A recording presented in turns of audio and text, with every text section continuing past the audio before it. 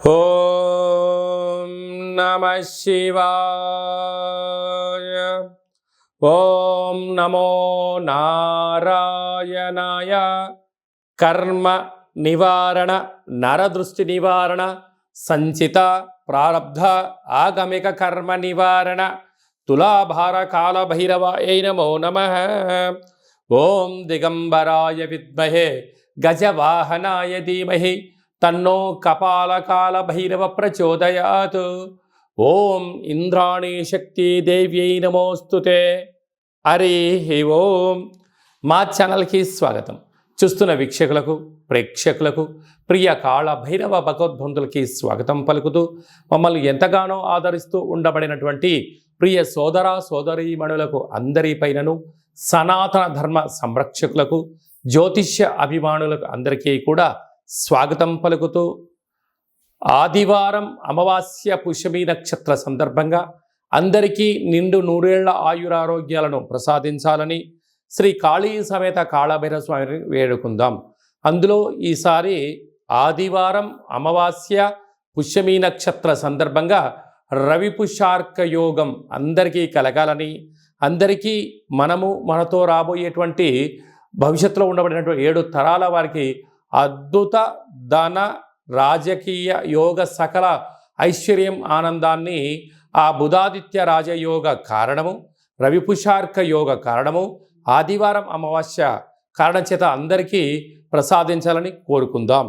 1/8/2024 నుండి 15/8/2024 వరకు పుట్టినటువంటి వారందరికీ కూడా ముందస్తుగా జన్మదిన శుభాకాంక్షలు.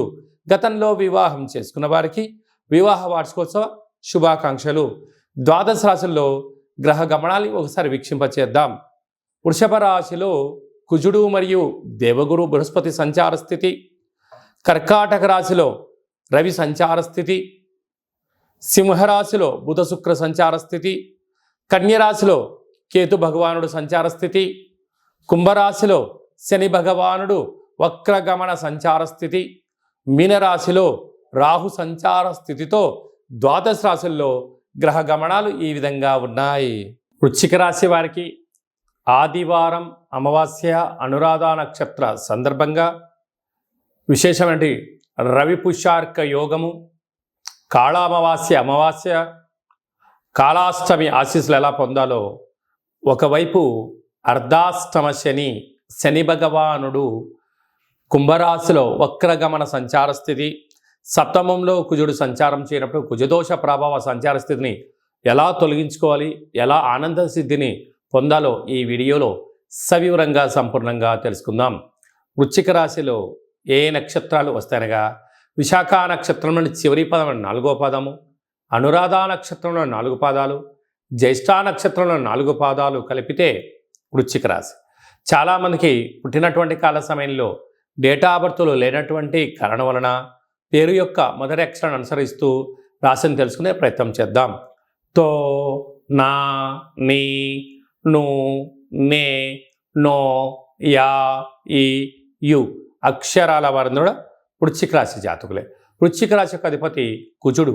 ఈ కుజుడు సప్తమంలో వృషభ రాశిలో సంచారం చేయడము కుజదోషంగా భావించడము, పరిస్థితుల ప్రభావంతో కొద్దిపాటి వెనక్కి ముందుగా అయ్యే పరిస్థితి ఉంటుందని చెప్పి గమనించగలగాలి.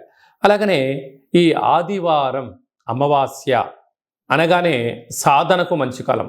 వాళ్ళ పుష్యమీ నక్షత్రంతో కూడుకున్నటువంటి ఆదివారం అవ్వడం వలన తెల్ల జిల్లేడు వృక్షం దగ్గర ప్రదక్షిణ, తెల్ల జిల్లేడు వృక్షం దగ్గర దీపము, ప్రతిరోజు సూర్య నమస్కారము, సూర్య భగవానికి అర్ఘ్యం వదిలిపెట్టడము, కాకులకు కుక్కలకు ఆహారాన్ని పెట్టడము యోగదాయకం అని చెప్పి గమనించాలి. ఆ యొక్క తెల్ల జిల్లేడు వేర్ని ఆ రోజు తీసుకొని వచ్చి బాగా కడిగి సింధూరాన్ని పూసి వినాయకుడి రూపం కనపడేటువంటి విధంగా పూజామందిరంలో పెట్టుకొని తంత్ర తాంత్రిక కాళభైరవ వరసిద్ధి గణపతి స్వామి యొక్క పూజా కార్యక్రమం ఆచరింపజేసుకొని ఇంట్లో పెట్టుకున్నట్లయితే అద్భుతమైన ఆరోగ్య సిద్ధి, ఆనంద సిద్ధి, ధన కనక వాహన అదృష్ట సిద్ధి, అమృత సిద్ధి అనేక రకాల 16 రకాల శక్తుల యొక్క ఆశీస్సుల వలన ఆనందానికి, ఐశ్వర్యానికి వృశ్చిక రాశి వారి సొంతం అని చెప్పి గమనించాలి. అలాగనే వీరికి పంచమంలో రాహు సంచార స్థితి ఉండడం వలన నూతనంగా వివాహమైనకి సంతాన యోగం, తల్లిదండ్రుల నుంచి ఆస్తులు, పిల్లలకు మంచి అభివృద్ధి కలుగుతుందని చెప్పి గమనించాలి. సప్తమంలో కుజుడు గురు దోషం ఉండడం వలన రుణ రోగ శత్రు సమస్యలు పొంచి ఉన్నాయి.